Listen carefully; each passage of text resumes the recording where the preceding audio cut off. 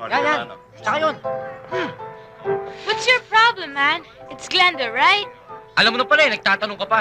Yan. Alam mo ako, nakakahalata na ako eh. Whenever I go to their place, she's always out of their house. She might be busy. You know she's working. Working? Umaga, tanghali, gabi, working. But, she's not a working girl. Yan. Alam mo, masama ng kutob ko, palagay ko nasusulot na ako ng ponsing yun.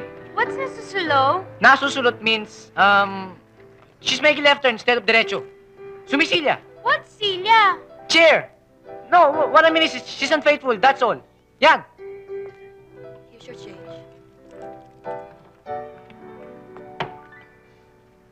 Bayaran mo. Say what? Bayaran mo. Buti na lang at naintindihan. Marami rin pala itong napili ko, ah.